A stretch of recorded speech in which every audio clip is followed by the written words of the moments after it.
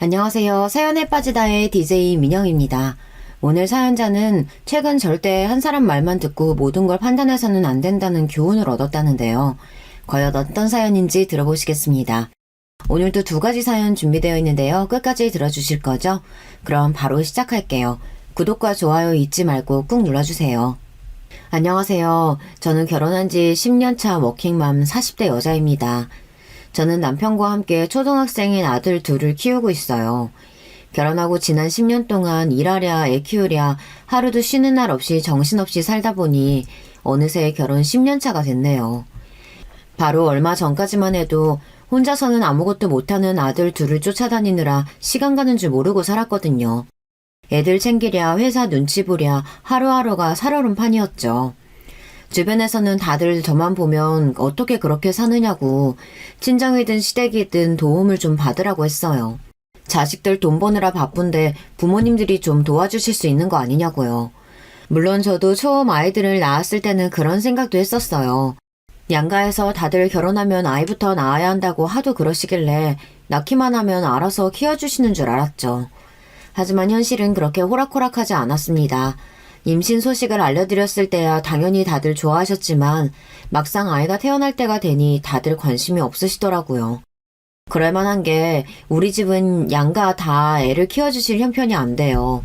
친정 부모님은 식당을 하시다 보니 아예 여유가 없으셨고 시댁은 당시에 시아버지께서 건강이 좋지 않아 온 식구가 시아버지에게 매달리고 있을 때였습니다.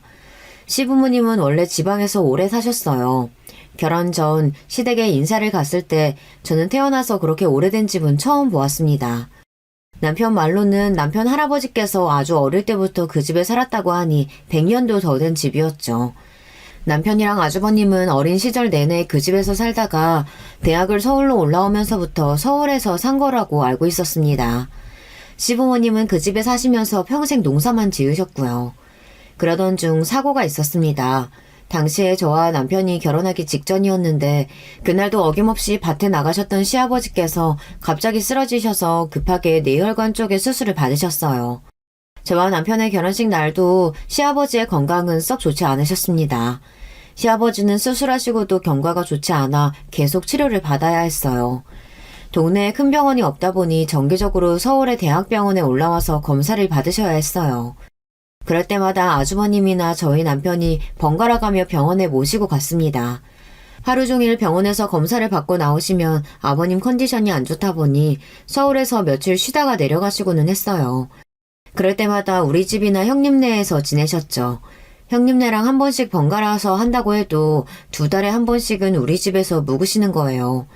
그리고 무엇보다 올라오실 때 딱 며칠 묵고 내려가시겠다는 걸 정하고 오시는 게 아니다 보니 하루를 묵으실지 일주일을 묵으실지 알 수가 없었습니다.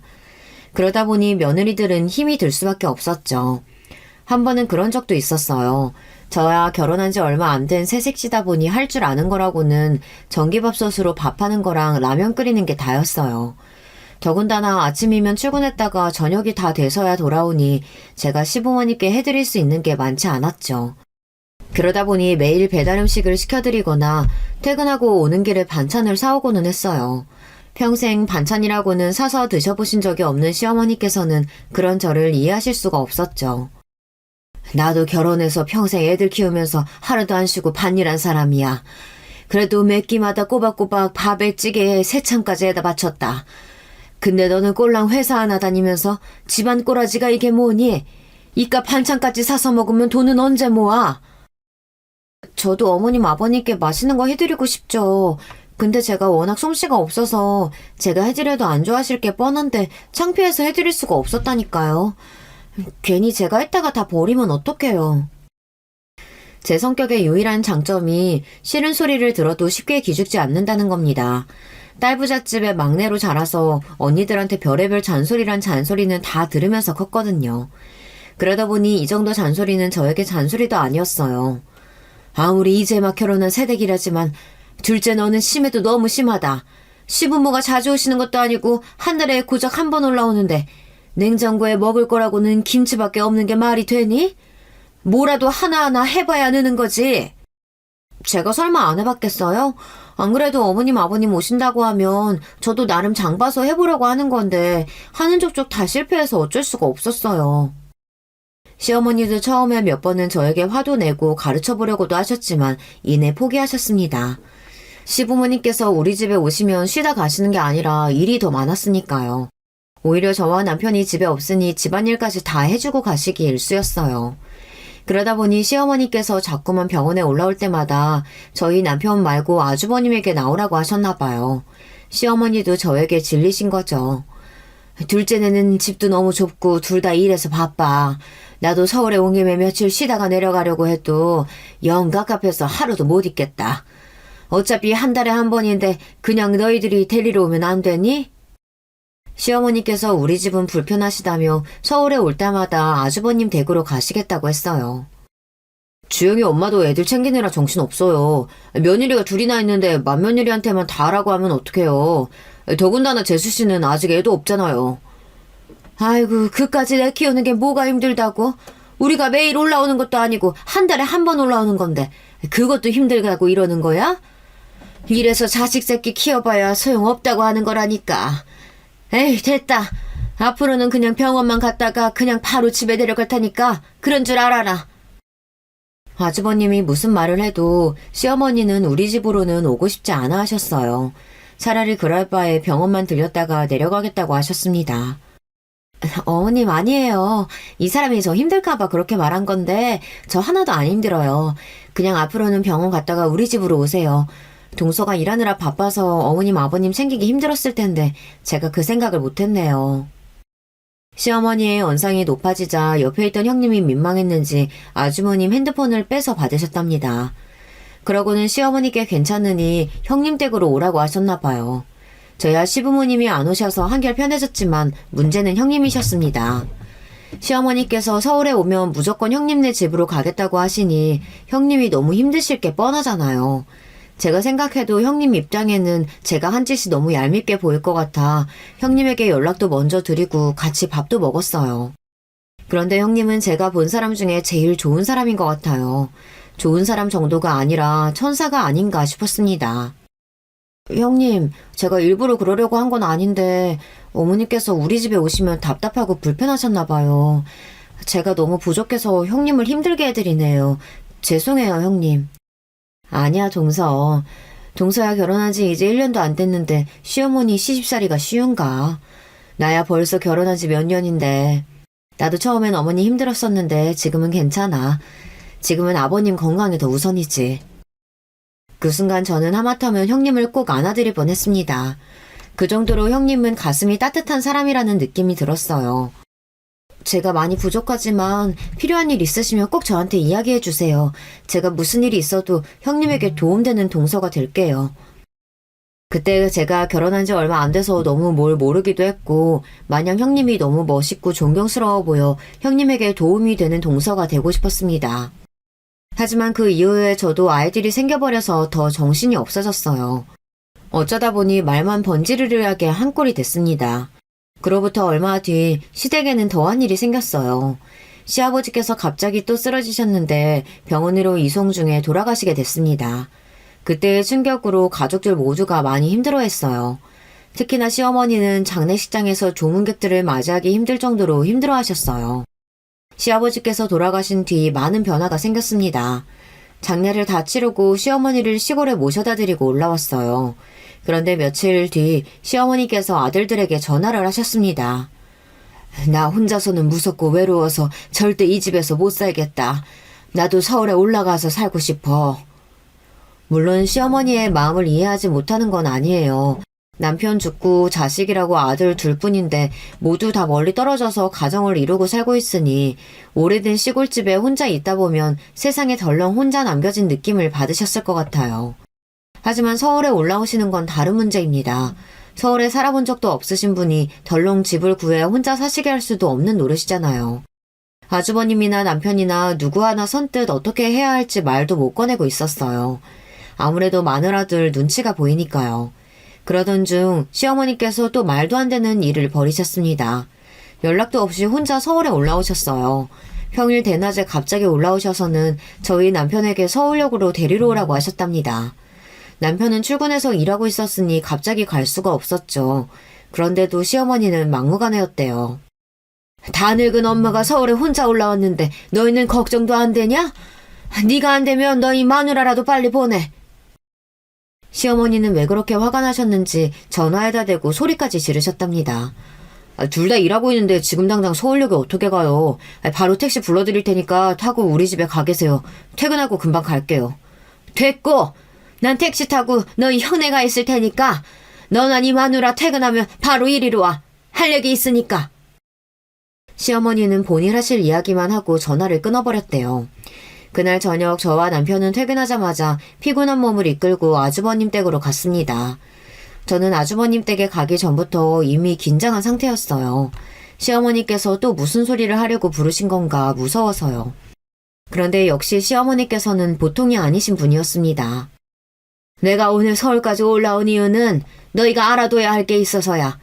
나 시골에 있는 집이랑 땅 다 내놨으니까 그런 줄 알라고.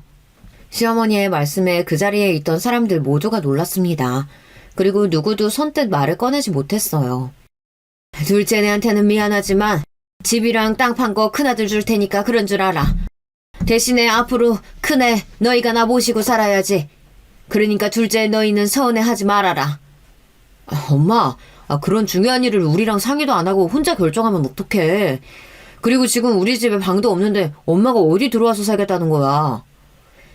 시어머니가 하신 모든 말은 다 본인이 마음대로 결정하신 일이었어요. 자식들과는 일절 한마디 상의를 안 하시고 말이죠. 그래서 내가 가진 재산 다 너희한테 준다잖아. 집이랑 땅 팔리면 더 큰 집으로 이사 가면 되지. 그거 몇 푼이나 한다고 그거 팔아서 서울에서 이사를 해. 이사 비용이 더 들겠다. 시어머니의 폭탄 발언에 집안 분위기는 삽시간에 미묘해졌습니다. 저희 남편은 무슨 말도 할 수가 없었고 형님은 가만히 입을 다물고 계셨어요.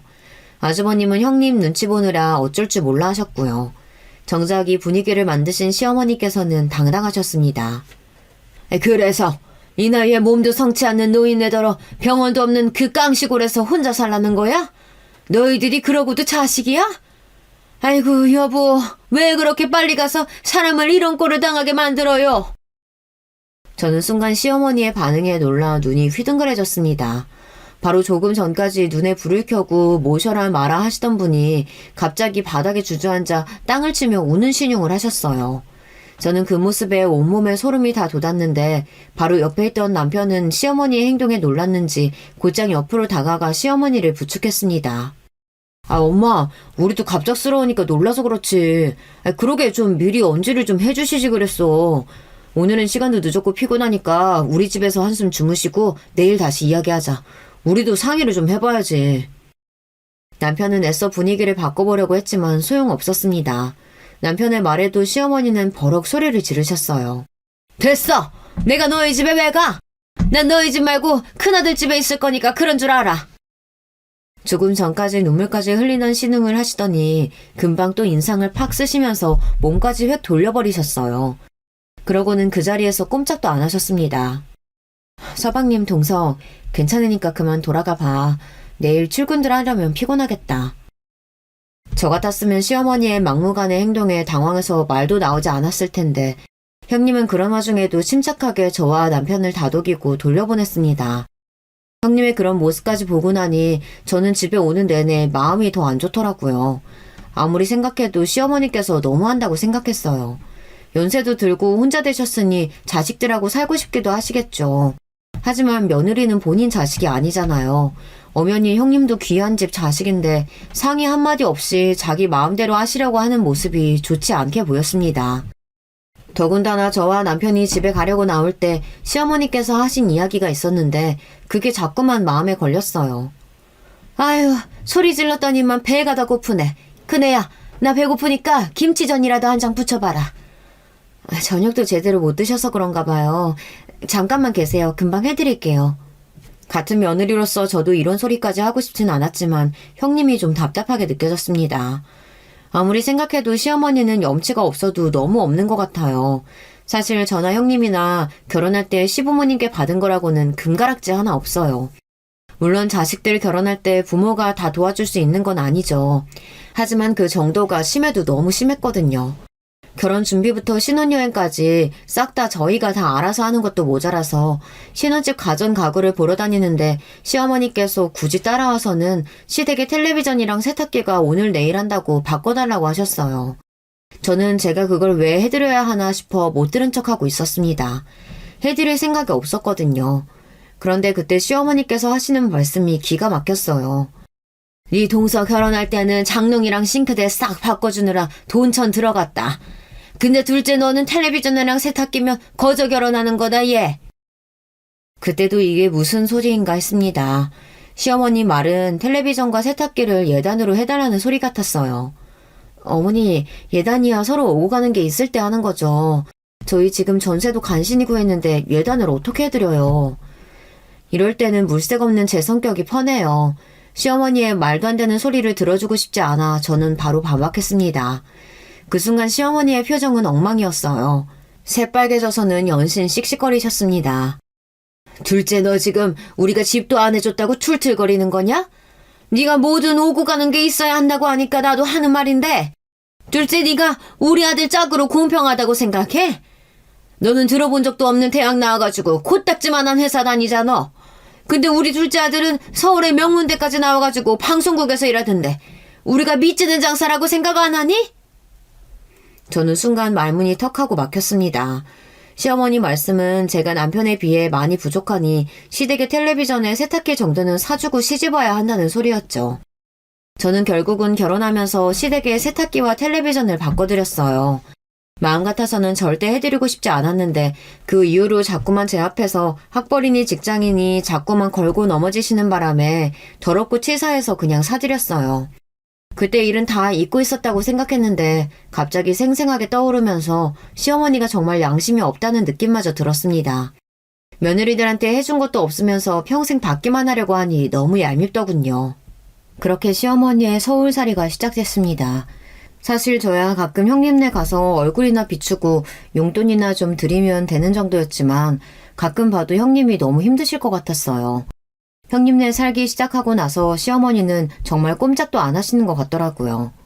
집에서 편하게 형님이 해주시는 식사를 하시면서 집안일도 하나도 안 하셨어요. 거기다가 어떨 때 보면 꼭 형님을 하인 부리듯 하신다니까요. 한 번은 그런 적이 있었어요. 저희 둘째가 태어나고 얼마 되지 않았을 때예요.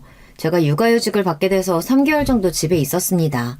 사실 말이 3개월이지 애 키우다 보면 3개월이 금방이에요. 저는 주변에 영유아 어린이집을 알아보러 다니느라 정신이 없었습니다. 그런데 시어머니는 제가 육아휴직이니 집에서 노는 줄 아셨어요. 툭하면 전화해서 집에서 놀면서 코빼기도 안 비춘다고 뭐라고 했습니다. 애 낳은 지가 언젠데 둘째 너는 시어머니한테 애도 보여주라 안 오냐?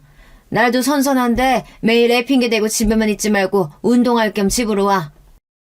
태어난 지 한 달 간 넘은 신생아를 데리고 외출한다는 게 쉬운 일이 아니잖아요. 그런데도 시어머니는 꼭 저에게 애를 데리고 오라고 하셨어요. 아직 애가 어려서 데리고 외출하기가 힘들어요. 아기 보고 싶으시면 어머님이 한번 집에 놀러 오세요. 제가 맛있는 거 사드릴게요.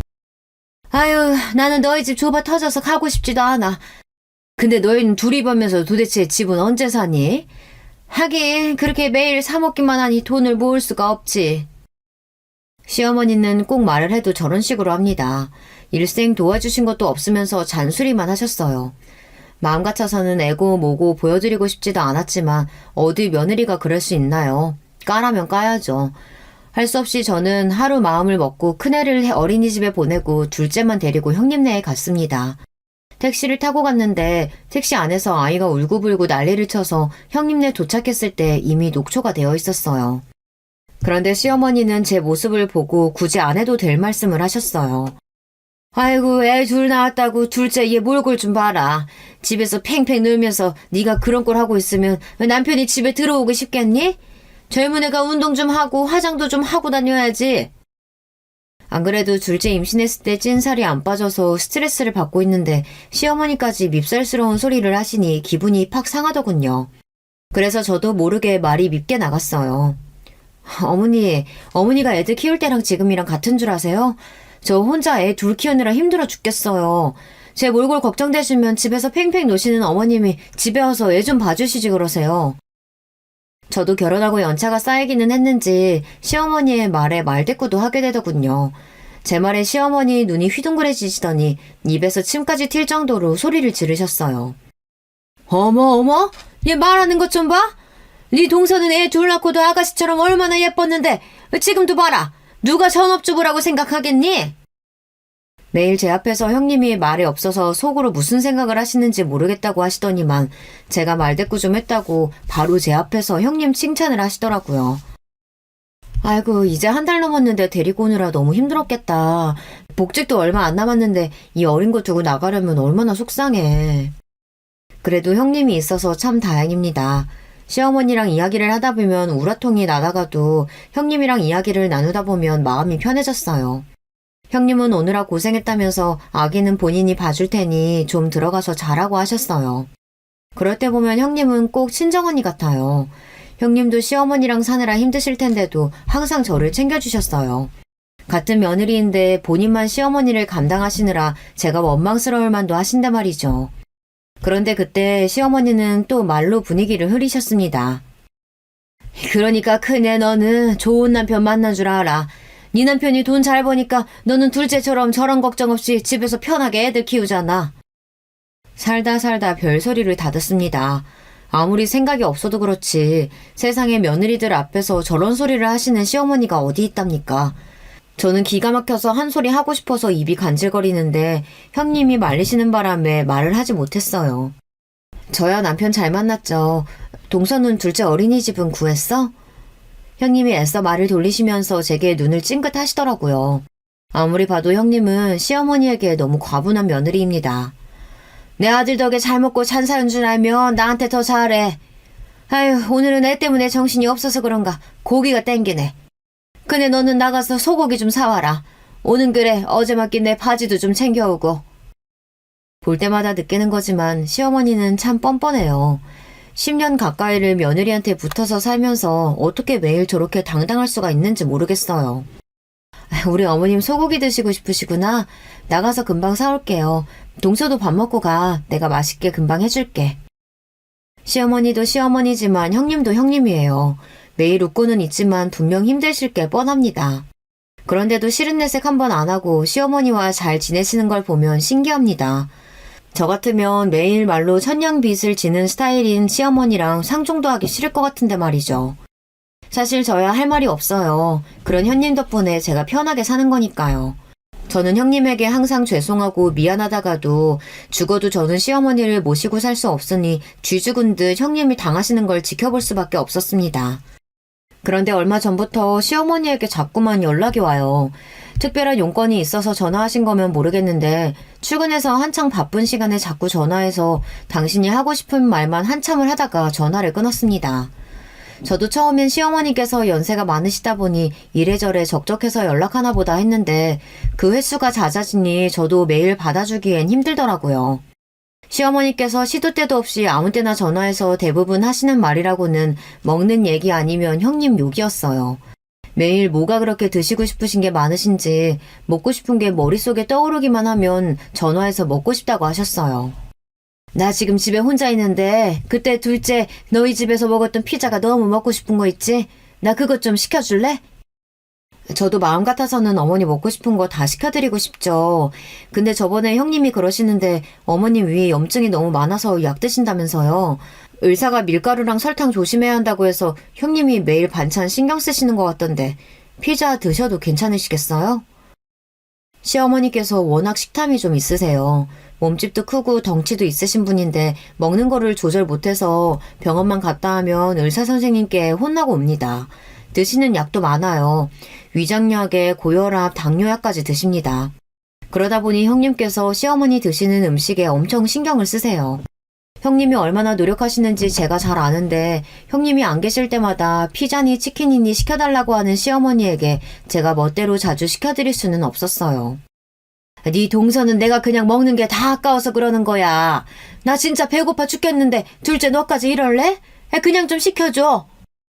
시어머니의 고집을 누가 이기겠어요. 안 시키면 일하는 내내 핸드폰에 불이 날 것 같아 안 시켜드릴 수가 없었습니다. 어머님, 이번만 시켜드리는 거예요. 당분간은 형님이 해주시는 대로 드세요. 안 그러면 정말 위에 안 좋아요. 알았어. 고작 피자 한 판 가지고 생색은.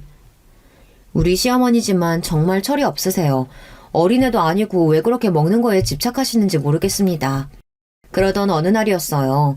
일이 많아 안 그래도 바빠 죽겠는데 시어머니에게 또 전화가 왔습니다. 마음 같아서는 바빠서 전화고 뭐고 안 받고 싶었지만 안 받으면 받을 때까지 계속 하실 것 같아 몰래 화장실에 가서 전화를 받았어요. 그런데 역시나 시어머니는 전화를 받자마자 쓸데없는 소리를 하기 시작하셨어요. 내가 며칠 전부터 코다리찜 먹고 싶다고 너희 형님한테 말을 했는데도 짜네 어쩌네 하면서 아직도 해줄 생각을 안 하는 거 있지? 이래서 죽기 전에 재산 주면 안 되는 건데 이제 받을 거 다 받았다고 챙기지도 않는 거지 뭐. 저도 웬만하면 시어머니의 말에 호응도 해드리고 편도 들어드리고 싶었지만 말이 되는 소리를 해야 그것도 받아주죠. 제가 결혼하고 지난 10년 동안 지켜본 바에 의하면 저희 형님 같은 분이 없어요. 시어머니라고 해준 것도 없이 매일 잔소리만 하고 구박만 했는데도 시아버지 돌아가시고 나서 당신은 절대 혼자 못 산다는 말에 형님께서 모시고 사는 거예요. 시어머니 말로는 재산 주고 다 줬으니 당연한 일이라고 하셨지만 자식들 생각은 달랐습니다. 재산이라고 해봐야 시골에 다 쓰러져가는 시골집 하나였어요. 그 시골집 앞에 작은 밭이 하나 있고요. 제가 알기론 그 집도 워낙 시골 촌구석에 있고 100년도 넘은 오래된 집이라 내놓은 지 한참이지만 아직 팔리지도 않는 걸로 알고 있습니다. 그것도 시아버지가 돌아가시고 아주버님 명의로 옮겨준 것뿐이지 형님이랑은 상관도 없어요. 그런데도 형님은 벌써 10년 넘게 시어머니를 모시고 살고 계세요. 사실 시어머니가 뭐라고 투덜거리시든 저는 아무리 생각해도 형님이 대단하다고 생각해요. 저는 시어머니가 아무리 재산이 많다고 해도 절대 같이 사는 건 못할 것 같거든요. 시어머니의 그 변덕스러운 성격을 맞출 사람은 이 세상에 아무도 없습니다. 그날도 전화해서 한참을 먹는 얘기랑 형님 욕을 한바탕 하시더니만 끊을 때가 되니 저에게 뜬금없는 소리를 하셨어요. 그래서 말인데 내가 이번 주에 너희 집에 놀러 갈 테니까 둘째 니가 코다리찜 좀 해둘래? 며칠 전부터 목도 칼칼하고 머리도 아픈 게 코다리찜만 좀 먹으면 몸이 싹 날 것 같다.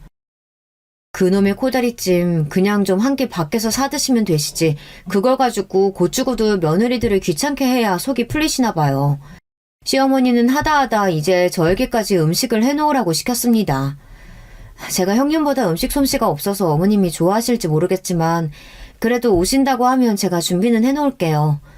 저는 제 의지와는 상관없이 시어머니께 주말에 오시라고 했습니다. 시어머니께서 저렇게까지 노골적으로 이야기하시는데 제가 어떻게 안 된다고 할 수가 있었겠어요. 평일 내내 출근해서 일하고 퇴근하고 집에 들어가면 밀린 집안일을 하느라 잠시도 쉴 시간이라고는 없습니다. 그나마 주말에 아이들과 시간을 보내고 집에서 뒹굴뒹굴 쉬기도 하는 건데 시어머니께서 갑자기 주말에 오시겠다고 하시니 저는 평일 내내 속이 답답하고 우울했어요. 그래도 어쩌겠어요. 시어머니 모시고 사느라 매일 시달리는 형님도 계신데 같은 며느리로서 주말에라도 제가 시어머니를 챙겨야 형님도 그나마 쉴 수 있을 테니 형님을 생각해서 하루 정도는 참아보기로 했습니다. 저는 없는 솜씨에 여기저기 물어물어 시어머니께서 노래를 부르시던 코다리찜을 만들어뒀어요.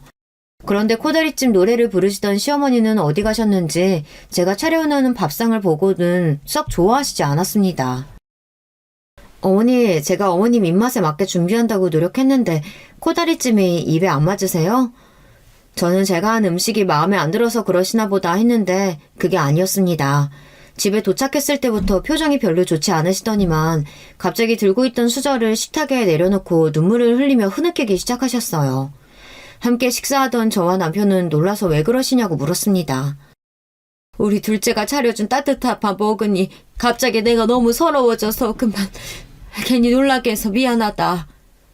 에이, 형님 음식 솜씨 좋은 거야 동네 사람들이 다 아는데 뭘 이 정도 가지고 그러세요. 부끄러워요, 어머님. 그래도 제가 만든 음식이 입에 맞으셔서 다행이다 싶었던 그 순간 시어머니께서 하시는 말씀이 충격적이었어요. 그게 사실은 나 너희 동서한테 밥 못 얻어먹은 지 꽤 됐어. 내가 얼마나 배고프고 힘들면 일하는 너한테 전화해서 밥 좀 해달라고 구걸을 했겠니? 어머님도 참 구걸이라뇨. 그리고 형님이 어머님 생각을 얼마나 많이 하는데 밥을 안 차려준다고 그러세요. 저도 웬만하면 시어머니 말에 토를 안 다는데 틈만 나면 저나 남편에게 형님 욕을 하시니 저도 더는 듣기 싫더라고요. 너희는 몰라. 너희 동서가 얼마나 사악하고 여우 같은지. 순간 시어머니는 뭐가 그렇게 불만스러운지 미간까지 잔뜩 찌푸리시며 언성을 높이셨어요.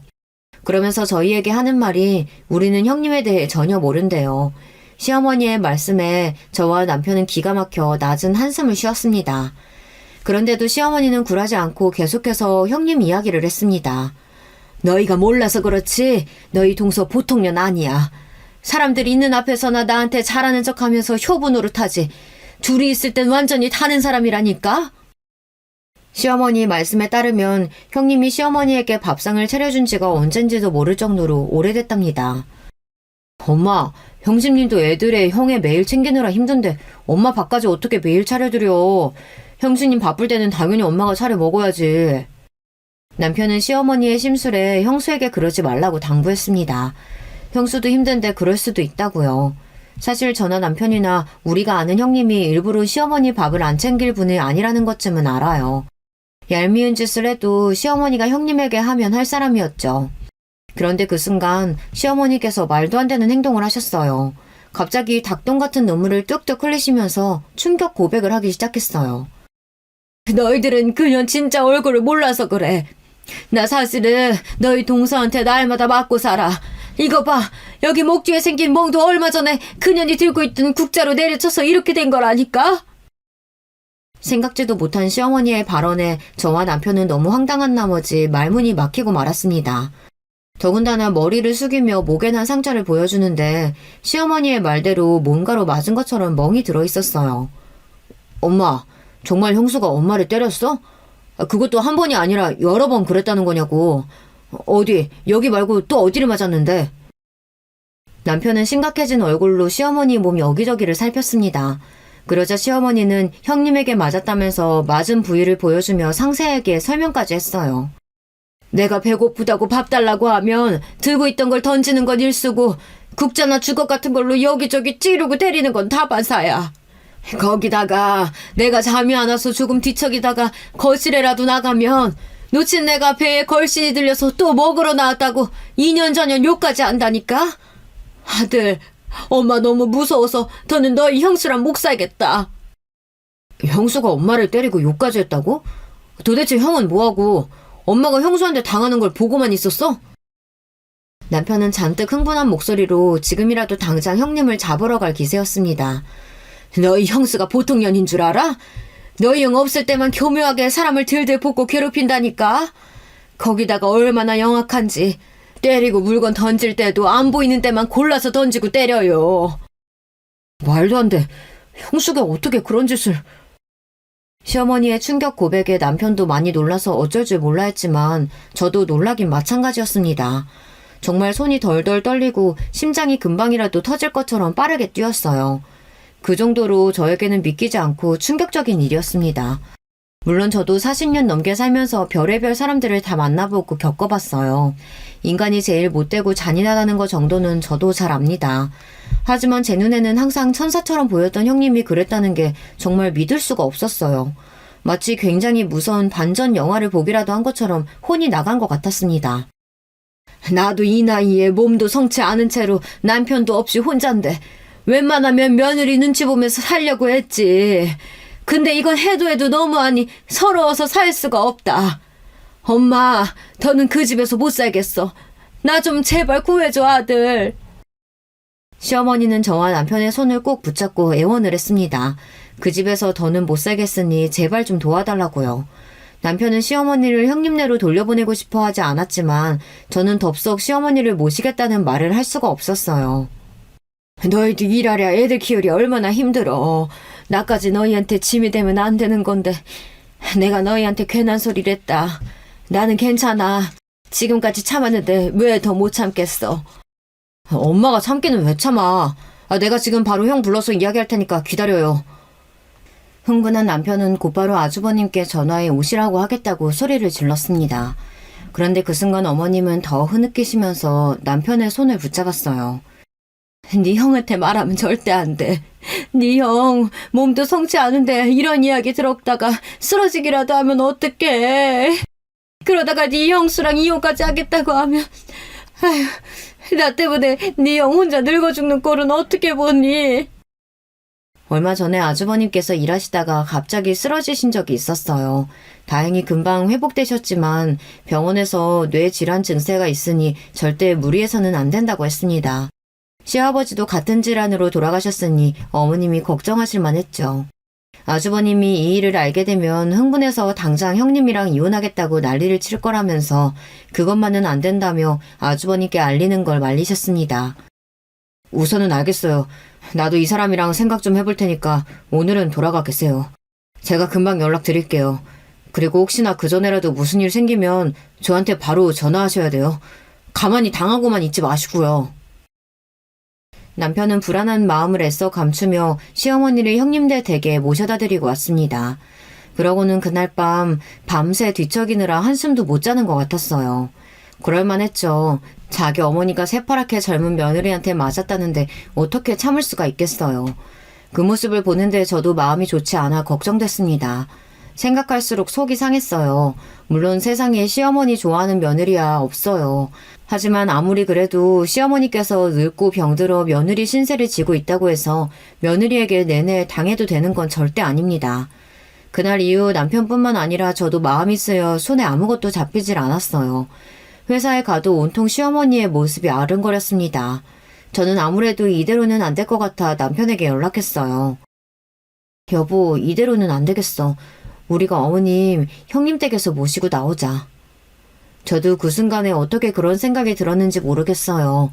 제 인생에 절대 시어머니를 모시고 사는 일은 없을 줄 알았는데 도저히 안 되겠더군요. 아무리 시어머니가 불편하고 싫어도 제가 사랑하는 남편의 어머니인데 며느리에게 맞고 사는 꼴을 보고도 그냥 넘어갈 수는 없었어요. 더군다나 형님도 그 힘든 걸 10년 가까이 버티신 거잖아요. 어쩌면 이제 내 차례인지도 모르겠다 싶었습니다. 제 말에 남편은 울먹거리기까지 하더니 연신 고맙다고 했습니다. 난 당신 없었으면 어떻게 살았을까? 고마워 여보. 앞으로 남은 생 여보한테 평생 충성하면서 살게. 남편에게 이빠른 소리나 듣겠다고 한 소리는 아니었지만 그래도 나쁘지는 않았습니다. 저와 남편은 더는 시간을 지체하면 안 될 것 같아 둘 다 회사에 반차까지 내고 그 길로 아주버님 댁으로 향했어요. 그런데 잠시 후 상상도 하지 못했던 장면을 바로 눈앞에서 목격하고 말았습니다. 아주버님 댁 현관문은 누가 망치로 두드리기라도 했는지 잔뜩 찌그러진 채 열려 있었고 거실 바닥에는 형님이 쓰러져 있었어요. 저와 남편은 너무 놀라서 형님을 흔들었습니다. 그제야 미간을 찌푸리며 형님이 몸을 일으키시는데 순간 눈이 번쩍 뜨자마자 형님은 시어머니부터 찾으셨어요. 어머, 어머님 못 봤어요? 이마에 피가 줄줄 흐르는데도 자리에서 벌떡 일어나 시어머니를 찾으시는 모습을 보니 저와 남편은 분명 뭔가 이상하다 싶었습니다. 저와 남편은 아무래도 안 되겠다 싶어 형님에게 병원부터 가자고 했어요. 형님, 누가 이런 거예요? 안 되겠다. 피 계속 나니까 우리 병원부터 가요. 난 괜찮아. 이러고 있을 시간 없어. 빨리 어머니부터 찾아야 돼. 이러다가 큰 사고라도 나면 어떡해. 형님은 뭐가 그렇게 불안한지 발을 동동 구르며 어쩔 줄 몰라 했어요. 한시라도 빨리 어머니부터 찾아야 한다고요. 형수님, 도대체 어떻게 된 일이에요? 어머니가 형수가 자기를 때린다고 하질 않나. 형수는 머리에 피가 났는데도 어머님부터 찾아야 한다고 하고. 남편은 혼란스러운지 지끈거리는 머리를 잡으며 형님을 말렸습니다. 그때였어요. 형님은 저와 남편에게 답답하다는 듯 소리를 질렀어요. 이럴 시간 없다니까? 빨리 어머님부터 찾아야 돼. 어떡해, 동서. 우리 어머님 어떡해.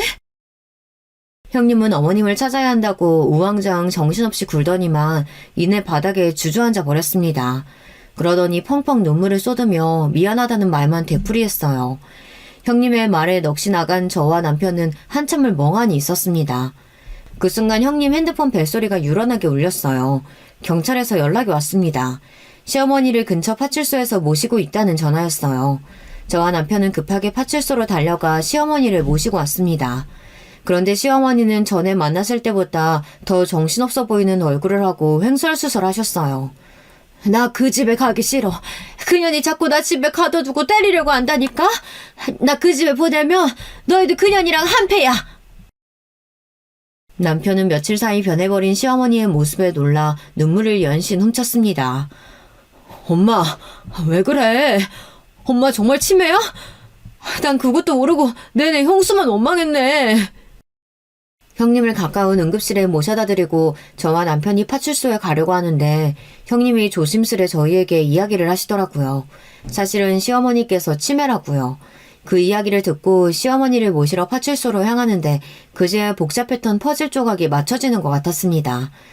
그동안 시어머니께서 왜 이상하게 굴었는지 이해가 됐어요. 그날 밤 시어머니를 씻겨서 재우고 저와 남편 형님과 아주버님은 모두 다 거실에 앉아 지금까지 있었던 일을 정리했습니다. 알고 보니 형님과 아주버님도 시어머니께서 치매 증상이 있다는 걸 안 지 얼마 되지 않았답니다. 언제부턴가 시어머니께서 자꾸만 형님에게 욕을 하는 건 물론이고 여기저기 이간질을 하고 다니셨대요. 시작은 아주버님께였습니다.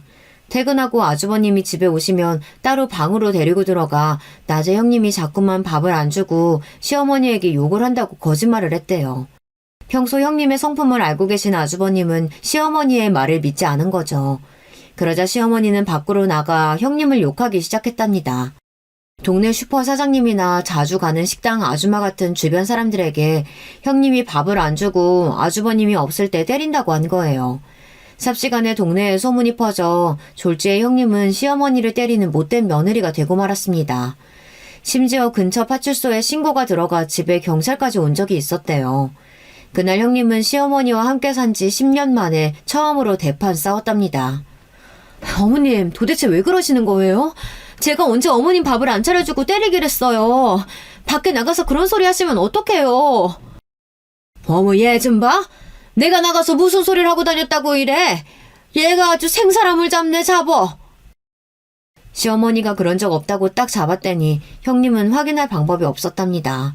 하지만 이미 동네에 일파만파 퍼진 소문은 잦아들 생각을 안 했어요. 아무래도 이대로 가만히 있으면 안 되겠다 싶으셨던 형님이 시어머니 모르게 집안에 CCTV를 설치했대요. 그리고 그날 형님은 지난 며칠간 녹화된 CCTV 영상을 저와 남편에게 보여줬습니다. 그런데 그 영상은 충격적이었어요. 낮에는 멀쩡히 식사도 하시고 외출도 하고 돌아온 시어머니께서 밤만 되면 혼자 거실로 나와 벽에 머리를 치고 자기 손으로 뺨이며 허벅지를 마구 때리고 있었습니다. 바닥에 주저앉아 펑펑 울기도 하고요. 그러다가 냉장고를 마구 뒤지고는 이내 방에 들어가셨습니다. 그뿐만이 아니었어요. 형님과 시어머니가 함께 있는 영상이 찍혀 있었는데 시어머니는 오히려 먼저 형님에게 화를 내다가 갑자기 달려들어서 형님 머리끄댕이를 잡았습니다. 전화해서야 어머니가 이상하시다는 걸 내가 느껴서 모시고 병원에 간 거야. 병원에서 조금이나마 치매 증상을 늦추는 약이 있다고 해서 타와서 먹이려고 하는데 어머니께서 약만 먹이려고 하면 아주 난리가 나. 약 안 먹겠다고 자꾸 도망 나가는 통에 힘들어서 며칠 못 나가게 했더니만 나 없는 사이에 프라이팬으로 너희 형수 머리를 치고 도망갔다지 뭐야. 그랬습니다. 시어머니는 몇 개월 전부터 치매 증상이 진행된 거였어요. 그래서 먹을 거에만 집착하고 여기저기 형님 욕을 하시는 것도 모자라 거짓말까지 하고 다닌 겁니다. 저희는 그런 줄도 모르고 형님을 정말 의심했어요. 죄송해요, 형님. 형님이랑 아주버님이 이렇게 고생하시는 줄도 모르고. 아니야. 동서도 일하랴 애들 키우랴 고생 많은데 괜한데 걱정까지 하게 했네. 역시나 형님은 천사가 맞았어요. 시어머니에게 프라이팬으로 머리를 맞고 나서도 시어머니 걱정을 그렇게 하시더니 그 와중에 제 걱정까지 하셨습니다. 시어머니의 증상에 대해 알게 된 자식들은 이대로 있을 수 없었습니다. 어떻게든 치매 증상을 늦추기 위해 부단히도 약을 먹이려고 노력했어요. 저와 남편은 근처 요양원을 알아보겠다고 했는데 형님은 괜찮다고 그냥 두라고 하셨습니다. 그래도 요즘은 약 잘 드셔서 그런지 말도 잘 듣고 소리도 안 질러. 앞으로도 어떻게 변하실진 모르겠지만 그때까지는 내가 모시고 있을게. 그러니까 동서는 걱정하지 마. 형님은 제발 힘들면 힘들다고 하세요. 그렇게 참기만 하시다가 형님이 먼저 병나요.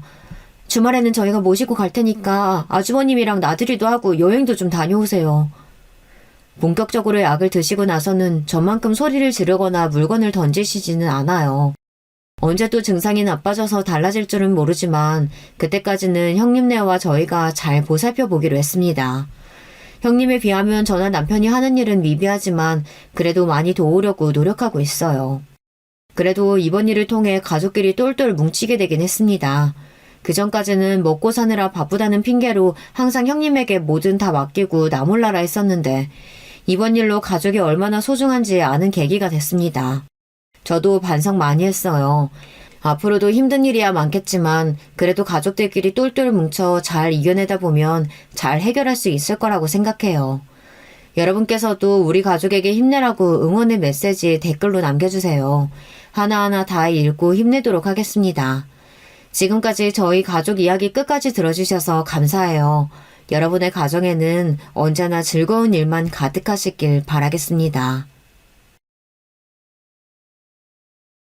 여러분, 두 번째 사연 시작하기 전에 좋아요, 구독 꼭 눌러주실 거죠? 그럼 두 번째 사연 바로 시작합니다. 안녕하세요. 저는 지방에서 남편과 두 딸과 함께 행복하게 사는 40대 여성입니다. 제가 저를 이렇게 행복하게 산다고 표현하는 날이 올 줄은 몰랐는데 감회가 새롭습니다. 불과 몇 주 전만 해도 저는 제 인생이 행복하게 느껴질 줄 몰랐거든요. 하지만 요즘은 진짜 당당하게 말할 수 있습니다. 아주 행복하게 살고 있는데 이게 다 저희 남편 덕분이랍니다. 남편이 결혼 생활 내내 잘했을까요? 그건 절대 아니에요. 그러니 혹시 오늘 제 사연을 듣는 분 중 신혼이신 분들은 꼭 끝까지 들어주세요.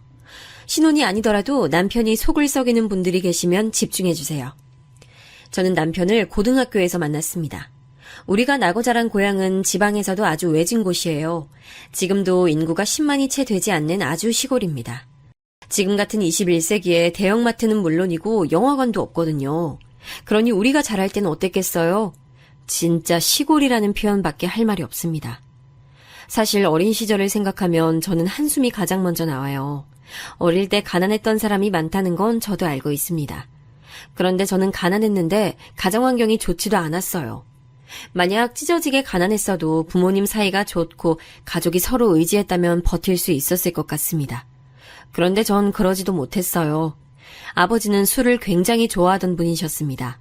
그래서 매일 술을 마셨는데 문제는 술주정이 아주 심하다는 거였어요. 제발 술 그만 마시라고.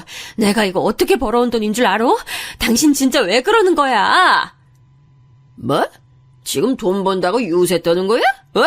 그래, 나 백수다 어쩔래? 어? 그럼 집 나가든가. 매일 밤 잠들기 전에 제가 하던 일은 부부싸움하는 부모님의 목소리를 피해 동생의 귀를 막아주던 것이었어요. 저한텐 10살 차이가 나는 어린 동생이 있었거든요. 동생은 부모님이 싸우면 소리 없이 울곤 했습니다. 그 모습이 보기가 힘들어서 항상 동생을 안아줬죠. 이렇게 고통받던 어린 시절을 보냈는데 그 고통은 제가 중학생 때 더 심해졌어요. 왜냐하면 엄마가 집을 나갔기 때문입니다. 아버지는 술을 마시면 항상 엄마 보고 돈 버는 유세를 떨 거면 나가라고 했거든요. 그랬더니 엄마는 진짜 집을 나갔습니다. 사실 그전에도 엄마가 친정으로 도망갔을 때가 종종 있어요. 동생은 기억이 안 날 텐데 동생을 데리고 친정에 갔다가 일주일 혹은 한 달 뒤에 왔을 때가 있거든요. 그런데 이번엔 동생을 데리고 가지 않았더라고요. 그때 저는 직감적으로 느꼈습니다. 아, 이건 진짜 엄마가 평생 우리한테 다시 오지 않겠다고요.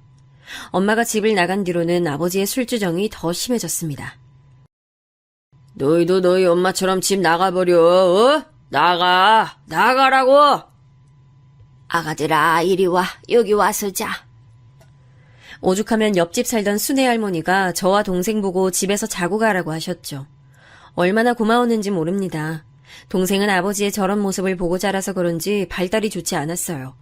어디 특별히 장애가 있던 건 아니었는데 행동이 매우 굼뜨고 느렸죠. 그래서 제가 더 신경이 쓰였습니다. 혹시라도 동생을 괴롭히는 사람이 있으면 안 되니까 항상 신경이 곤두서 있었어요. 미디어에서 보면 가난해도 공부를 잘하는 학생들이 꼭 있더라고요. 슬프게도 그건 저에게 해당 사항이 아니었습니다. 저는 백수로 항상 술만 마시는 아버지와 함께 살고 있었고 또 발달이 느리고 매우 소심한 동생까지 있었으니까요. 아버지는 수입이 없으니 하는 수 없이 밖에서 돈을 벌어오긴 했어요. 우리가 살던 곳이 공장이 매우 많았거든요. 그래서 거기 가서 일하긴 했는데 문제는 오래 일하지 못했죠. 성격이 매우 이상하다고 유명했거든요. 실제로 동료와 싸워서 경찰서도 자주 갔습니다. 그러니 공장 사장님들이 당연히 반기지 않았어요. 아니, 김씨 싸우는 것도 한두 번이지 우리가 언제까지 봐줘야 돼? 나도 그래서 저번에 내보냈잖아. 아이, 사람이 성실하거나 착하거나 그래야지 원. 한 달 일하고 번 돈으로 몇 달을 버티고 버티는 생활의 연속이었습니다. 가난하니까 잘 먹지도 못했어요. 이렇게 가난한 생활을 하다 보니 저는 무조건 성인이 되면 지역을 뜰 생각을 하고 있었습니다.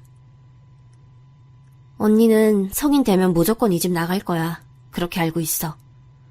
너는? 당연히 너도 데리고 갈 거야. 그러니까 지금 힘들어도 참아. 그런데 원래 인생은 예상치 못한 날들의 연속이라고 하죠. 고등학교 때 남편을 만나게 되면서 제 인생 계획이 틀어지게 됐습니다. 남편은 운동부였고 굉장히 멋있었어요. 제가 돈이 없어서 학교에서 급식 도우미를 했거든요.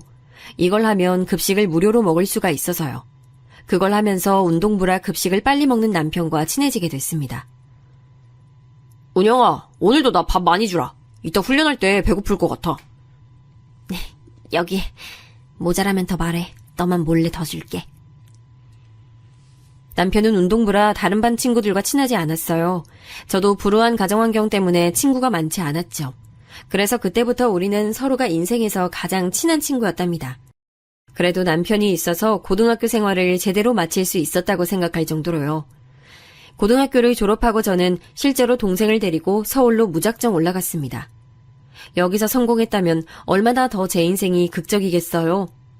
저는 남편이 엄마 몰래 준 돈으로 서울에 갔는데 한 푼도 벌지 못하고 다시 고향으로 오게 됐습니다. 아무것도 모르는 갓 성인이 된 저를 원하는 곳은 없었거든요. 공장에라도 들어갈까 싶었는데 받아주는 곳이 없었습니다. 그렇게 다시 고향으로 돌아왔고 저를 기다리던 건 아버지의 욕설이었어요. 네 엄마랑 너랑 똑같아. 너도 집 나가. 다 필요 없어. 다 필요 없어! 아버지는 저와 동생을 보자 무작정 집에 있는 모든 물건을 던지기 시작했어요.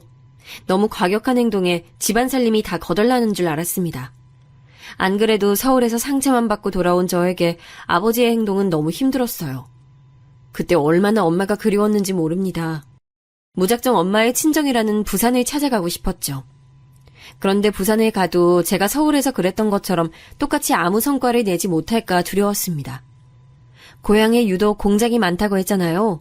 그래서 저는 공장에 들어가게 됐어요. 그래도 저런 아버지라도 일단 집이 있으니 동생이 있을 곳이 있으니까요. 숙식이 제공되는 공장이었는데 일부러 출퇴근하며 돈을 벌었습니다. 물론 번 돈은 아버지의 술값으로 거의 지출됐어요. 그래서 저는 마지막 조치를 하기 시작했죠. 집에 돈을 들고 가면 아버지는 기가 막힌 능력으로 다 돈을 찾아냈거든요. 제가 몰래 이불빛이나 그릇 사이에 돈을 넣으면 아버지는 하루 만에 찾아 소주를 사는 데 지출했습니다. 그럼 내가 이 돈 가지고 있으면 되는 거지? 알겠어. 준성이 너밖에 믿을 사람이 없다. 아버지 도저히 못 믿어. 저는 그래서 그때 남편에게 많이 의지했어요. 공장에서 힘들게 번 돈을 다 맡기면서 우리는 전보다 돈독해졌습니다. 제 목표는 이렇게 3년을 일하고 동생을 데리고 고향을 떠나는 거였어요. 남편과도 충분한 대화 끝에 같이 서울에 가자고 결정했죠. 남편도 어차피 운동하던 사람이라 경기에 나가고 그러려면 서울이 편했거든요. 그런데 우리의 계획은 실행도 할 수가 없었습니다. 왜냐하면 제가 예상치 못하게 임신하게 됐거든요. 처음엔 믿지 않았어요. 믿을 수 없어. 지워야 돼. 내가 이 아이를 낳아 키울 수가 없어. 아니야, 잘 생각해봐. 우리 낳아서 키우자. 내가 책임질 수 있어. 그때 저는 무조건 지우자고 주장했는데 남편은 강경하게 반대했어요.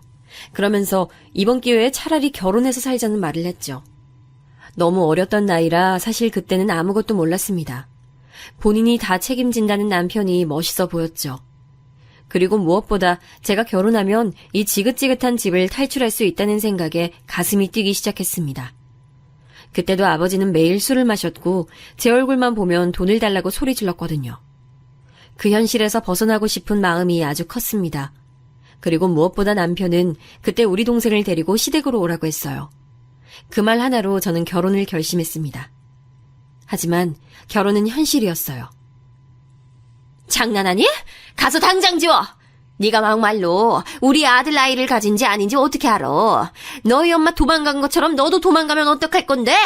남의 집 귀한 아들 인생 망치지 말고 썩 꺼져!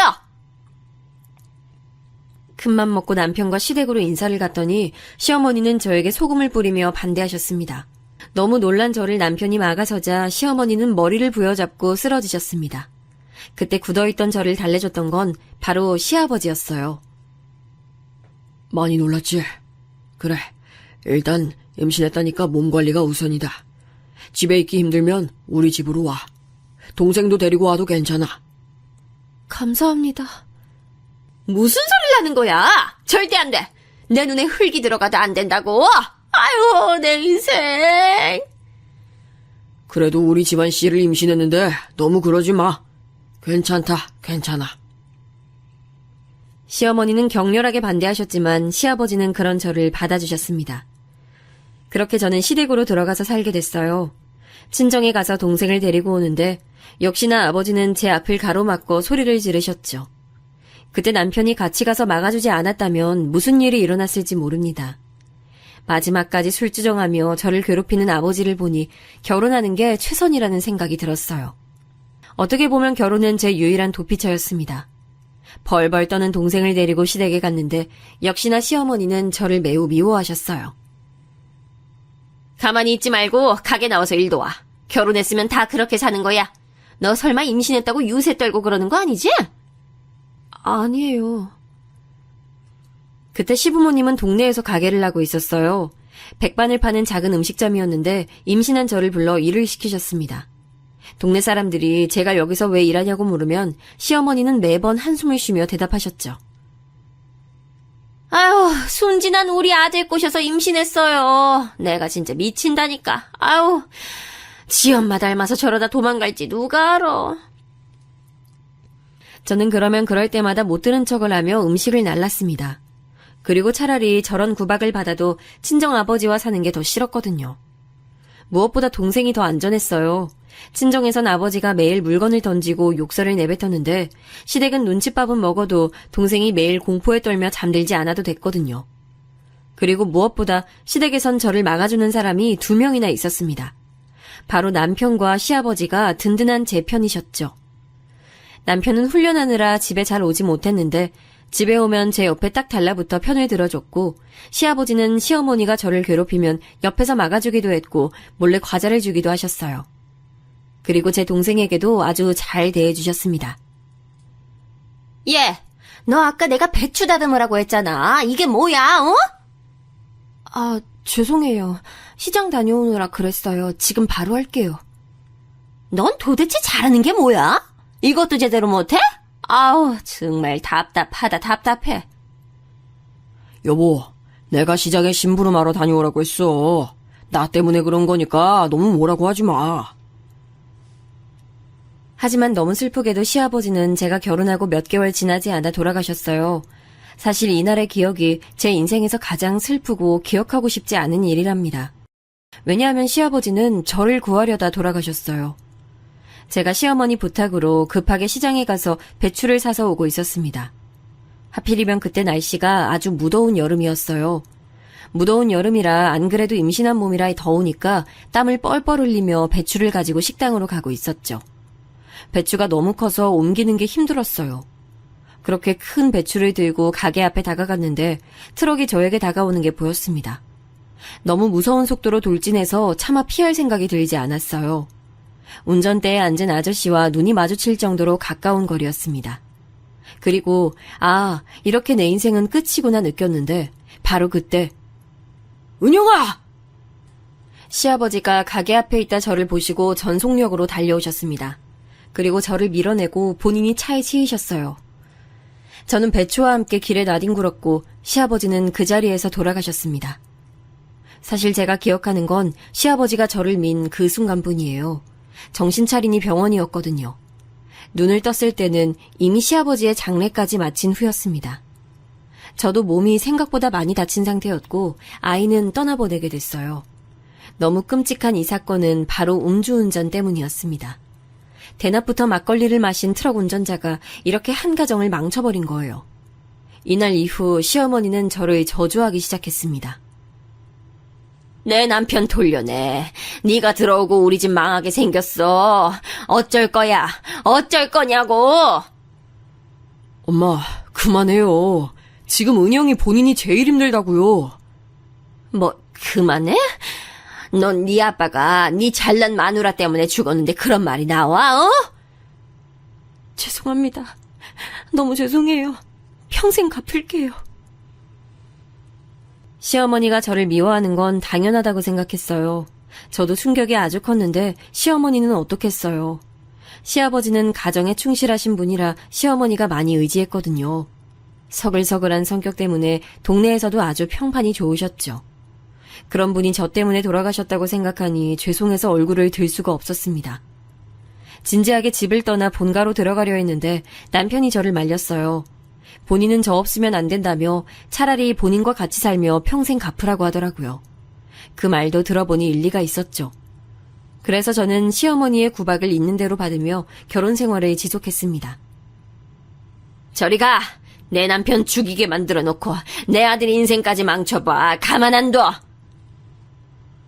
시어머니는 제 얼굴만 보면 저주를 퍼부으셨어요. 저는 그런 구박을 받으며 동생을 돌봤습니다. 그리고 남편에게는 늦둥이 동생이 있었어요. 제 동생이 저와 10살 차이가 나는데 남편은 무려 14살 차이가 나는 아주 늦둥이였죠. 그 늦둥이 도련님을 키우는 것도 제 담당이었습니다. 제가 매일 옷 입히고 밥 먹이고 유치원에 데려다 주곤 했습니다. 그래도 하나도 힘들지 않았고 오히려 당연하다고 생각했어요. 이런 식으로 제가 시댁에 진 빚이 탕감된다면 오히려 다행이라고 생각했습니다. 비록 시어머니의 시집살이는 날이 갈수록 심해졌지만요. 백반집이라 할 일이 아주 많았는데 시어머니는 저보고 모든 일을 다 시키셨어요. 재료 손질은 당연하고 시장에 가서 직접 사오는 것, 그리고 백반 배달부터 홀에 있는 손님들의 서빙과 주문을 받기부터 계산까지 모두 다요. 그냥 제 몸이 한계라서 원망스러울 정도였습니다. 제가 특히 힘들었던 건 바로 김치를 담그는 것이었어요.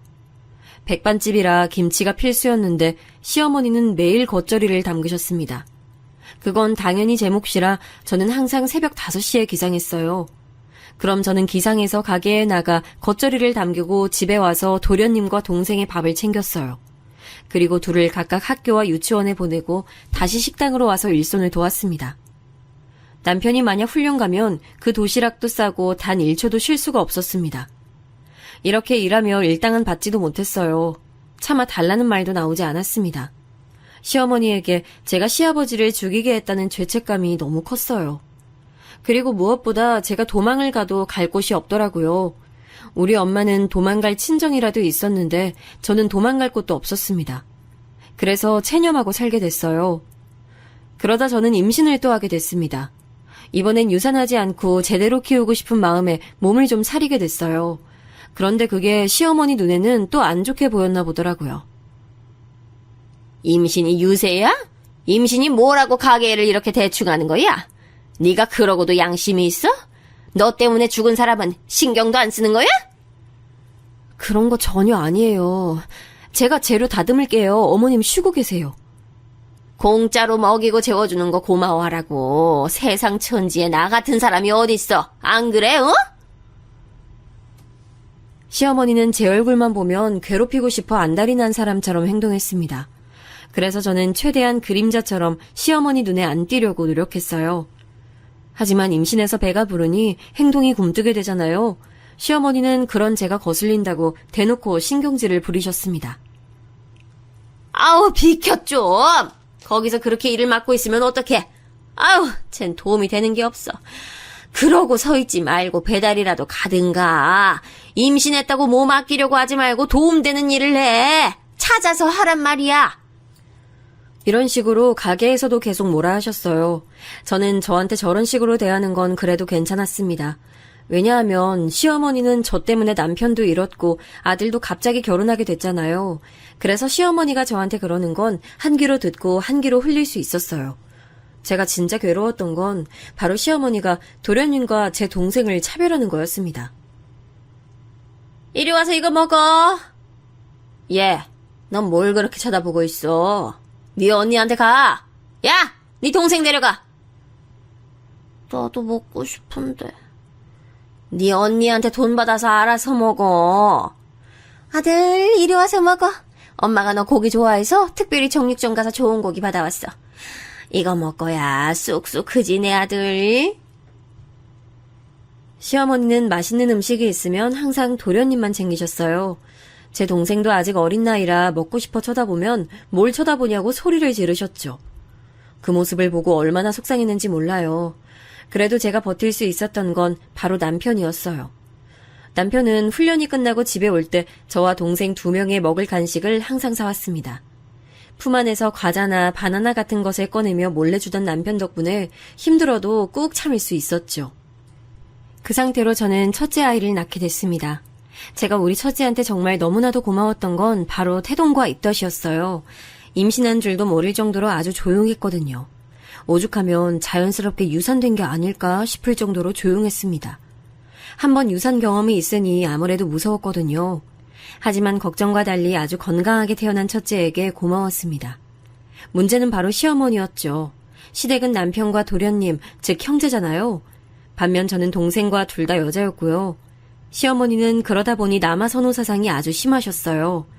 안 그래도 남편과 도련님을 감싸기 바쁜데 제가 아이로 딸을 낳으니 시어머니는 대놓고 뭐라 하셨죠. 딸 낳아야 소용없다. 네 엄마처럼 도망가거나 너처럼 시아버지 죽이기나 하지. 보육원 보내. 네? 보육원이라뇨. 절대 안 돼요. 지금 무슨 소리를 하시는 거예요. 아들도 못 낳았으면서 무슨 큰 소리야. 네가 그러니까 아들을 못 가지는 거야. 하늘이 분노해서 아들을 안 주는 거라고. 딸 키워봤자 너밖에 더 되니, 어? 그래도 보육원 보내라는 말은 아니죠. 어머님 아들의 자식이잖아요. 딸도 소중한 자식인데 왜 그러세요? 시어머니는 제가 아들이 아닌 딸을 낳았다고 저를 더 구박하기 시작했습니다. 저를 애초에 눈엣가시로 여기던 분이라 더 심해졌죠. 그 모습을 보고 오히려 가게 사장님들이 괜찮냐고 물으셨죠. 허나 시어머니가 아무리 그렇게 우리 딸을 예뻐하지 않아도 제 눈엔 한없이 예뻤으니 다행이었습니다. 남편도 훈련 때문에 바빠 집에 잘 오지 못했는데 올 때마다 딸을 보는 눈빛에서 꿀이 뚝뚝 떨어졌어요. 남편이 저에게 잘하니 시어머니는 아들을 뺏긴 기분이 들었는지 저를 더 괴롭혔습니다. 제가 걸레로 바닥을 닦는 걸 뻔히 봤으면서 신발을 신고 더럽히는 것부터 요리한 게 마음에 안 든다고 큰 소리로 뭐라 하는 것은 너무 흔한 일이었어요.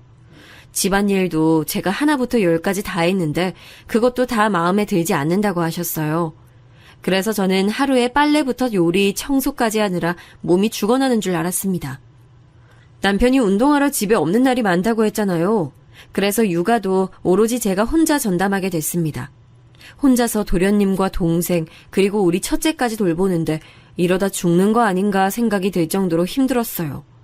그래서 저는 식당에서 일하다 기절도 하게 됐죠.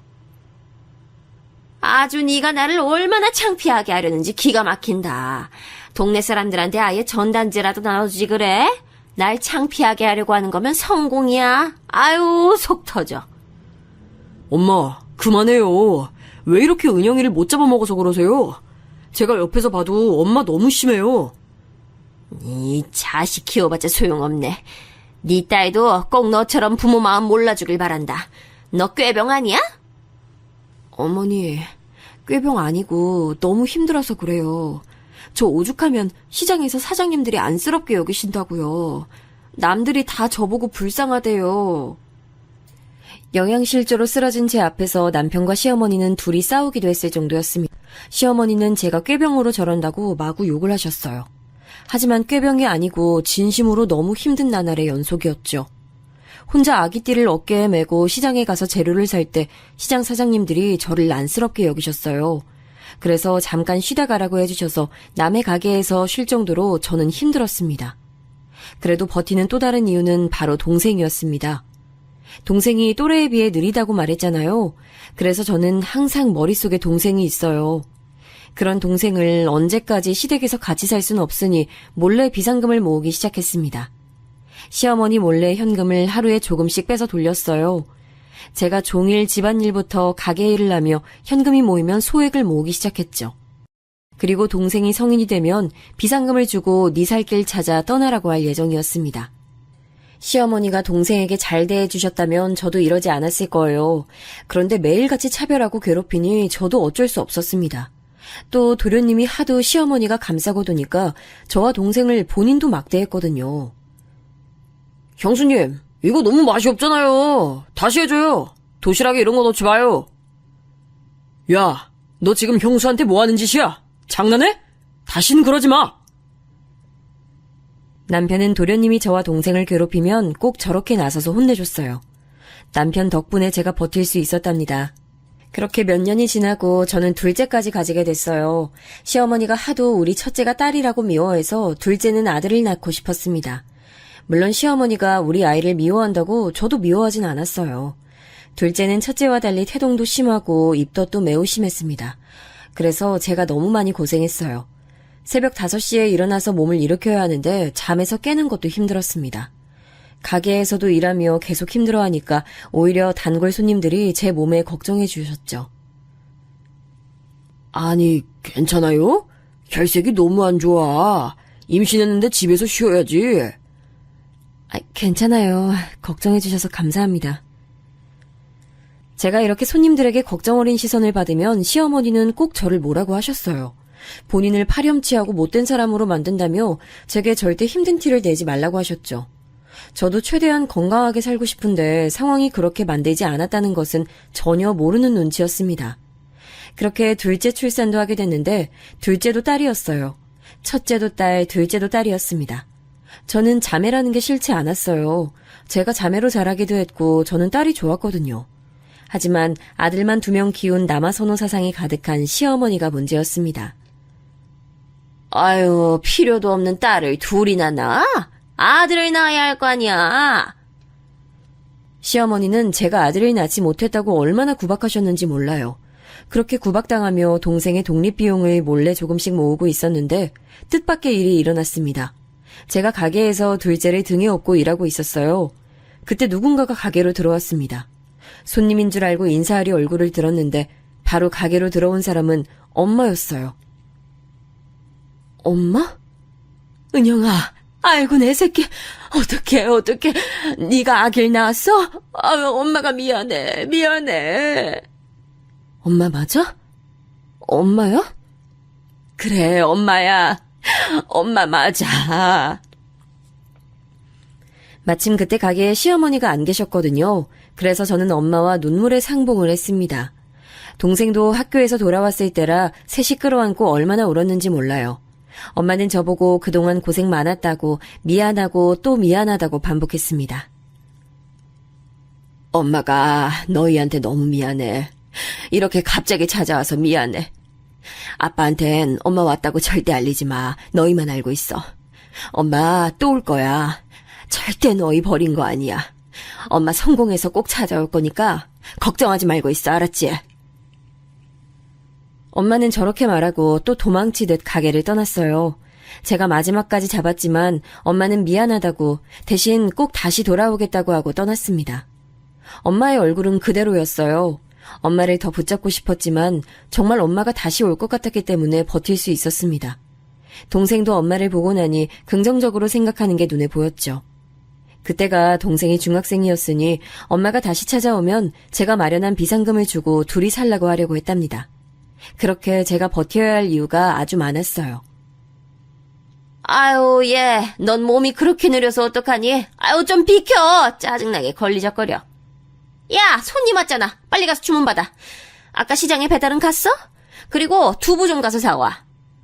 자, 겨울이니 김장하자. 100포기 정도는 혼자 할 수 있지? 난 옆집 한나 엄마랑 나들이 갔다 올게. 시어머니는 저를 마치 노예처럼 부렸습니다. 그때마다 저도 죄스러운 마음에 꾹 참으며 일했는데 어느 순간 한계가 오더라고요. 특히 우리 딸들은 죄가 없잖아요. 그런데 도련님 준다고 제가 해놓은 갈비찜을 먹지 말라고 하는 모습을 보고 저는 시어머니에게 뭐라 하기도 했습니다. 어머님, 갈비찜 제가 만들었어요. 식구들 먹으라고 아주 넉넉하게 했으니까 도련님 먹고 우리 애들이 먹어도 남아요. 이 갈비찜 재료 누구 돈으로 산 건데, 그거 내 가게에서 내가 번 돈이잖아. 제가 새벽부터 나가서 돕잖아요. 그리고 실질적으로 혼자 주문하고 계산하고 다 하는데 왜 그러세요? 먹을 걸로 그러진 말아요, 우리. 네가 내 남편만 안 죽였어도 이런 일 없었어. 이게 다 너 때문이잖아. 누가 일하래? 내 남편 돌려내! 시어머니는 꼭 분리하면 저 말을 꺼냈습니다. 몇 년이 지나도 사실 시아버지가 저를 구하다 죽은 사실은 변하지 않았어요. 그리고 그 사실은 저에게 상당히 큰 죄책감을 심어줬습니다. 시어머니가 저런 말을 하면 꼭 꿈에 시아버지가 나왔거든요.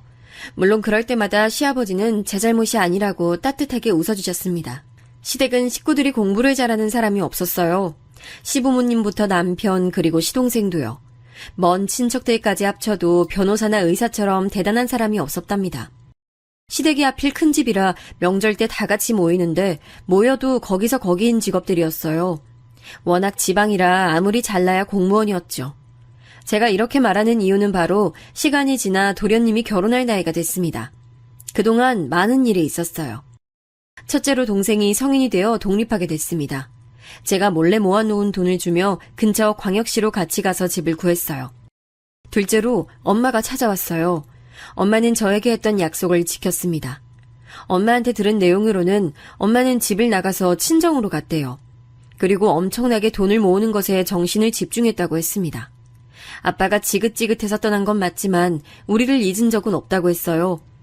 그리고 엄마는 다시 올 때 아주 많은 돈을 가지고 왔습니다. 은영아, 엄마 이제 돈 많아. 우리 이 지역 뜨자. 부산으로 가서 같이 살자. 엄마, 난 괜찮아. 어느 정도 적응하기도 했고. 일단 동생이 근처 광역시에 있어. 거기서 엄마가 둘이 지내. 저는 당연히 엄마와 함께 가고 싶었죠. 하지만 남편이 운동 코치로 우리가 나온 고등학교에서 일하고 있었거든요. 지역 이동을 하면 남편의 일자리를 잃는 거라 쉽게 그러지 못했습니다. 난 자기가 원하는 대로 했으면 좋겠어. 광역시에 가면 오히려 일자리가 많을 수도 있으니까 내 걱정하지 않아도 돼. 그렇게 말해주니 너무 고마워. 그럼 우리 진지하게 생각해보자. 나도 가서 어떤 일을 할지 생각해야 돼. 아이들 교육도 그렇고, 그리고 아버지도 그렇고. 그래서 슬슬 남편과도 시어머니와 도련님 몰래 이사 얘기를 다시 하고 있을 때였어요. 그때 도련님이 결혼한다고 여자를 데리고 온다고 폭탄 발언을 했습니다. 왜 폭탄 발언이냐고요? 도련님은 심각한 마마보이였어요. 시어머니가 도련님을 워낙 싸고 돌기도 했고 도련님도 시어머니 말에 꼼짝 못했거든요. 그래서 성인이 되고 대학을 가지도 않고 집에서 먹고 놀기 바빴습니다. 시어머니는 그런 도련님을 보고 절대 뭐라 하지 않으셨죠. 그러다 도련님은 바로 군대에 갔어요. 군대에서 2년을 보내고 돌아와서 광역시로 넘어갔습니다. 거기서 대학을 다니기 시작했어요. 그리고 예비 며느리라고 인사를 시킨다는데 무려 직업이 의사라는 소식을 들었습니다. 제가 앞서 말했듯 시댁엔 공부머리가 있는 사람이 없어요. 그건 도련님도 마찬가지였죠. 다만 다른 점이 있다면 도련님은 얼굴이 잘생겼어요. 돌아가신 시아버지가 굉장히 미남이셨는데 그대로 닮았습니다. 그 외모로 놀기 바빴는데 어떻게 의사를 만났더라고요. 예비 며느리가 의사라는 소식을 듣고 시어머니는 당연히 좋아하셨습니다. 아니, 좋아하는 수준을 넘어 자랑하기 바빴어요. 아직 결혼식 날짜도 잡지 않았는데 누가 보면 이미 결혼한 줄 알았을 거예요. 아니, 그래서 우리 둘째 며느리가 의사야. 아우, 나도 드디어 호강하나 봐. 의사라니까. 아우, 무슨 일이야. 사장님 좋겠네. 아주 그냥 며느리들이 굴러들어온 복이야. 어? 아니, 둘째 며느리만 복이지. 의사라니까. 내가 다른 건 몰라도 아들들은 잘났어. 시어머니는 들어오는 손님마다 예비 며느리가 의사라고 자랑하기 시작했어요. 그 모습을 보고 손님들이 제 칭찬을 하면 아니라고 부정하거나 말을 돌리셨죠. 상처받진 않았습니다. 워낙 시어머니의 그런 모습이 익숙했거든요. 사건이 발생했던 날은 바로 예비동서가 시댁에 첫 인사를 하러 온 날이었습니다. 그날은 토요일이었는데 시어머니는 월요일부터 동서맞이 준비를 하기 시작했어요. 시장에 가서 고급 한우를 주문하고 명절이나 제사 때도 하지 않았던 요리를 준비했습니다. 팔보채, 갈비찜, 고등어 조림, 잡채, 미역국, 온갖 산의 진미가 다 모였어요. 월요일부터 토요일에 먹을 음식 준비를 하느라 얼마나 힘들었는지 모릅니다. 아유, 이거 싱겁다. 다시 해. 그건 아직도 준비를 안 하고 있으면 어떡해. 미리 양념 만들어야지. 야, 채소는 미리 손질해놔야지. 아유, 왜 이렇게 굼떠. 시어머니는 너무 긴장된다며 자기는 하나도 하지 않고 다 저를 시키셨어요. 속으로 온갖 욕이 나왔습니다. 그래도 저는 이왕이면 같은 위치인 며느리가 들어오는 거잖아요. 며느리가 새로 오면 시어머니가 저에 관한 관심이 줄어들겠지 생각했습니다. 그러면 제가 오히려 편해지는 거니까 저도 성심성의껏 준비하기 시작했죠. 그러다 드디어 토요일이 다가왔어요. 시어머니는 저를 데리고 무려 옆에 광역시까지 가서 옷을 샀습니다. 처음 보는 자리에 어떻게든 잘 보여야 한다며 백화점에 가서 처음으로 옷을 샀어요. 제가 살면서 시어머니가 백화점에서 무언가를 사는 걸 본 적이 없거든요. 그런데 그 정도로 시어머니는 긴장하기 시작했습니다. 그걸 보며 제가 결혼할 때가 생각났어요. 저는 인사 왔을 때 거의 문전박대를 당했잖아요.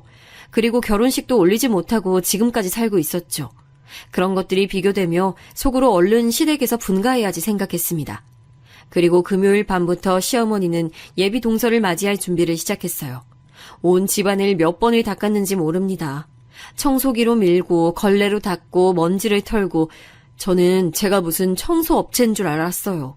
시어머니는 눈에 보이지도 않는 먼지가 보인다고 우기셨죠. 그리고 이웃집에 가서 있어 보이는 화분도 들고 왔습니다. 집이 어떻게든 초라해 보이지 않게 최선을 다하는 모습을 보며 기가 막혔어요. 아무리 의사여도 이렇게까지 한다고 싶었죠. 시어머니는 동서의 첫 인사 자리를 굉장히 높게 사셨어요. 그래서 주변에 사는 친척들을 다 불러 모았습니다. 제가 동서라면 너무 부담스러웠을 것 같아요. 온 가족들이 자기를 보려고 이렇게 난리치는 모습을 과연 누가 좋아하겠어요? 저는 전날부터 고기를 재고 채소를 다듬었습니다. 그리고 새벽 3시부터 일어나서 음식을 시작했어요. 시어머니는 옆에서 계속 간을 하며 이게 부족하다 저게 부족하다 잔소리하기 바빴습니다. 또 시어머니가 동서가 온다고 빵집에다 케이크를 준비했더라고요. 그걸 가지러 저를 보내길래 저는 이때다 싶어 밖에 나왔습니다. 종일 음식 앞에서 자리를 못 대고 있다가 케이크를 가지러 가니까 숨통이 트일 지경이었죠. 케이크 가져오면서 떡집에서 떡도 좀 가져와. 내가 우리 며느리 주려고 특별히 주문했거든? 그리고 오면서 술 사오고. 시어머니는 예비 동서가 무슨 대통령인 것 마냥 준비를 철저히 했습니다. 그날은 남편이 쉬는 날이라 마침 옆에 있었어요. 그래서 남편이 옆에서 도와주는데 고개를 절레절레 젓더라고요. 우리 엄마지만 정말 해도 너무한다. 의사 대단하지. 나도 알아. 그런데 이렇게까지 할 일이야. 아유. 그래도 우리 집안의 첫 의사잖아. 그러니 친척들도 부르고 신나셨지 뭐. 최대한 시어머니를 이해해보려고 애썼습니다. 그렇게 집에 와서 마치 환갑잔치처럼 준비하다 보니 배가 너무 고프더라고요. 그도 그럴 것이 새벽부터 일어나서 요리하느라 정신이 없었어요. 저는 요리할 때 간을 안 보는 편이라 입에 넣은 것이 전혀 없었습니다. 음식을 그릇에 보기 좋게 담으니 더 배가 고프더라고요. 눈에 안 보이면 모르겠는데 제가 직접 한 음식이고 또 워낙 많이 해서 양이 많았어요. 그래서 잡채를 그릇에 담다가 한 젓가락 입에 넣었습니다. 제가 만들었지만 상당히 맛있더라고요. 그래서 한 번 더 먹었는데 그 모습을 시어머니가 옆에서 국을 푸다 보게 됐습니다. 그런데 믿을 수 없는 일이 일어났어요. 저는 제가 잡채를 먹은 게 그렇게 잘못한 일인지 아직도 모르겠습니다. 그런데 시어머니는 마치 법을 어긴 것처럼 화를 심하게 냈어요. 야, 너 지금 뭐 하는 거야? 어디에 손을 대는 거야? 네? 그냥 잡채 조금 먹었어요. 오늘 새벽에 일어나서 아침에 시장도 다녀와서 배고파서요. 제가 만든 건데 아까 간도 못 본 것 같고. 아니, 이거 다 우리 의사 며느리 주려고 만든 건데 네가 먹으면 어떡해? 아우, 아까워. 너 내가 무슨 그렇게 식탐이 많어? 어머니, 서운하네요. 제가 만들었잖아요. 일주일 내내 고생했어요. 그리고 저도 며느리잖아요. 어떻게 그러세요? 뭐? 너같이 하찮은 년이 무슨 내 며느리야? 그리고 며느리라도 똑같은 며느리냐? 의사 며느리 먹을 걸 먼저 먹으면 어떡해? 너 미친 거야, 어? 어머니, 말씀이 너무 지나치세요. 제가 그래도 어머니 도와서 가게 일이면 집안일 다 하는데 어떻게 그러세요? 저도 결혼하고 처음으로 울컥해서 저렇게 말이 나왔습니다. 큰 소리가 나자 마침 집에 있던 남편이 부엌으로 들어왔어요. 남편은 제가 시어머니와 말싸움하는 것을 보고 한숨을 쉬며 다가왔습니다. 그런데 바로 그때였어요. 믿을 수 없는 일이 일어났습니다. 바로 시어머니가 국을 푸던 그 국자로 제 머리를 땡 하고 내리쳤어요. 전 처음에 머리를 맞고 아무 생각이 들지 않았습니다. 그냥 현실이 아닌 것처럼 느껴졌어요. 제가 아버지가 어렸을 때부터 워낙 집안 살림은 던져서 거기에 대한 트라우마가 심하거든요. 남편도 그걸 알아서 제 앞에서 항상 조심해요. 그런데 시어머니에게 국자로 머리를 맞을 줄은 상상도 하지 못했습니다. 그리고 그 순간 저보다 남편이 화를 내기 시작했어요. 남편은 제가 준비한 요리를 죄다 쓰레기통에 버리기 시작했습니다. 열심히 준비한 걸 다 버리니 시어머니는 당연히 난리가 났죠. 아들, 뭐 하는 거야? 왜 이래? 곧 의사 며느리 도착할 시간이야. 아우, 제발 엄마 그만! 그놈의 의사며들이. 걔가 우리 집에 진짜 시집 온대요? 오늘 그냥 얼굴 보러 오는 거잖아요. 그리고 걔만 며느리야, 어? 그럼 은영이는? 이제껏 결혼해서 집안일부터 가게까지 혼자 일 다 했는데 쟨 챙기지도 않고. 이제 아무리 그래도 의사랑 같아? 어? 의사 며느리가 쟤랑 같냐고. 똑같은 며느리지 그럼. 이 음식도 다 은영이가 만들었는데 엄마는 양심이 어딨어요? 됐어. 나도 옆에서 보면서 참을 만큼 참았어요. 몰라, 나 은영이랑 나가서 살 거니까 엄마는 그 잘난 의사 며느리 데리고 지지고 볶고 살아요. 저는 남편이 저렇게까지 나올 줄은 상상도 하지 못했습니다. 그런데 제 속이 시원하게 쏟아붓더라고요.